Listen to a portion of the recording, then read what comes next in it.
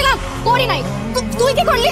তুই দিনের পর দিন আমার পিছনে ঘুরছিস আর আমি বলদের মতো তোর এই চেহারাটা দেখে আমি তোর প্রেমে পড়ে গেছি। তুমি 6 মাস পর বলবা তোমার আমাকে আর ভালো লাগে না, এই কারণে সে আপনাকে একটা বসে দূরে যেতে দাঁড়াইতে, আমি এদিকে ডিপ্রেশনে মারা যাবো আর তুমি তোমার বউ নিয়ে এখানে বসবাস করবা। পাগল কথাকার, অসম্ভব।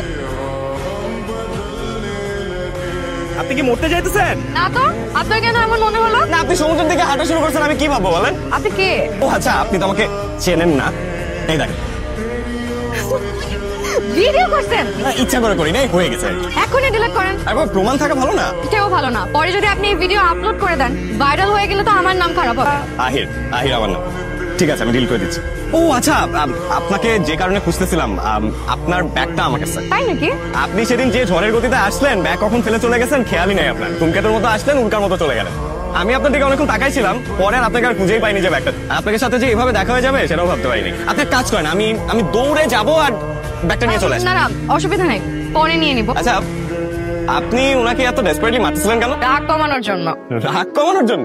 নাকি ব্রেকআপ করে ফেলছে সেই দুঃখ কষ্ট থেকে? দুঃখ কষ্ট কিসের? সে তো আমাকে কখনো ভালোই বাসে নাই, আর যে আমাকে কখনো ভালোবাসে নাই তার জন্য দুঃখ কষ্ট করে লাভ আছে? বিশ্বাস করেন, আমি জীবনে কোনোদিন কোনো ছেলের সাথে প্রেম করি নাই, কোনো ছেলের সাথে রিলেশনশিপে জড়াই নাই, কিন্তু এই বদমাইশটা 6টা মাস আমার পিছনে ঘোরাঘুরি করছে, আমার বাসার সামনে ঘুরঘুর করছে। পরে জাস্ট আমার চেহারাটা দেখে না মায়া লেগে গেছে, এই কারণে আমি রিলেশনশিপে যাওয়ার জন্য এগ্রি করছি, আর কিচ্ছু না। That's it. না, এটা খুব স্বাভাবিক। ছেলেটা তো দেখতে ভালো, মানে একটা মায়া আছে আর কি ছেলেটা। ওইটাই, ছেলেটার চেহারায় মায়া আছে। ছেলেটা মনে হয় আসলেই আমাকে ভালোবাসে।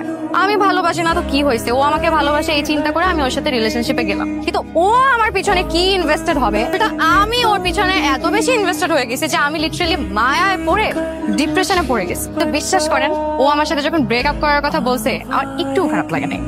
আচ্ছা, ও ব্রেকআপটা কেন করলো? দেখেন, আমি অনার্স 3rd ইয়ারে পড়ি, মামা মামির বাসায় থাকি, আমার মা বাবা ছোটবেলায় মারা গেছে। তার মানে আমাকে বিয়ে করলে এক্সট্রা কোনো বেনিফিট নাই। ও যখন দেখছে যে অন্য কোথাও এক্সট্রা বেনিফিট পাচ্ছে, সাথে সাথে ভাগছে। তার মানে ও আমাকে কোনোদিন ভালোই বাসে নাই, আর আমি এইদিকে এইসব চিন্তা করে করে ডিপ্রেশনে পড়ে গেছি। এই কারণে আমি ওরে মারছি, যে মারলে আমার একটু ভালো লাগবে, আমার ডিপ্রেশন কমে যাবে, আমি একদম শান্তিতে থাকবো। সত্যি সত্যি আমি কিন্তু এখন অনেক চিলে আছি। গুড, এটাই তো হওয়া উচিত। Thank you so much. খুচরা টাকা কি আছে নাকি সব খেয়ে ফেলছেন? কি আশ্চর্য, আমি খুচরা টাকা কেন খেয়ে ফেলবো? আমার একটু পয়সার অভাব। মজা করলাম, আসি তাহলে। চল, আপনাকে আগে দিই। আপনি আমাকে আগাই দেবেন কেন? এত রাত হয়েছে, আপনি একা একা যাবেন? সমস্যা নেই, আমার হোটেল পাশেই, তলাতলি রোডে।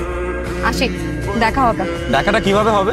আপনি না আমাকে দিলেন ফোন নাম্বার, না ঠিকানা, কোন হোটেলে উঠছেন সেটাও বললেন। আমাদের দেখা কিভাবে হয়েছে? কোইন্সিডেন্টালি। সেকেন্ড টাইম দেখা কিভাবে হয়েছে? সেটাও কোইন্সিডেন্টালি। ওইটাই, ডেস্টিনি আমাদের 2বার দেখা করায় দিয়েছে। সো ডেস্টিনি যদি চায় আমাদের আবার দেখা হবে, তাহলে আমাদের আবার দেখা হবে। আপনি বিংশ শতাব্দীতে এসে মুঘল আমলের মতো কথাবার্তা বলছেন, এটা আপনার সাথে যায়? দেখেন, আমি বেসিক্যালি আমার ফোনটা কিছুক্ষণ আগে সমুদ্রে ফেলে দিই। আপনি আমাকে জিজ্ঞেস করছিলেন না আমি সমুদ্রের পাড়ে দাঁড়িয়ে কি করি? আমি বেসিক্যালি ফোনটা ফালানোর জন্য ওখানে গেছিলাম। বদমাইশটা ফোনটা দিছিল তো রাখতে চাচ্ছিলাম, পুরো ফরম্যাট দিয়ে ফোনটা চুস সমুদ্রে ফেলে দিচ্ছি। আর সেকেন্ডলি, যেহেতু ডেস্টিনি আমাদের 2বার দেখা করাই দিছে, তো 3rd টাইম যদি আপনার সাথে দেখা হয় তাহলে ফোন নাম্বার, ঠিকানা, বায়োডাটা সবকিছু আপনাকে দিয়ে দেবো। আসি, দেখা হবে। ও, and thank you so much for the bag. You're welcome.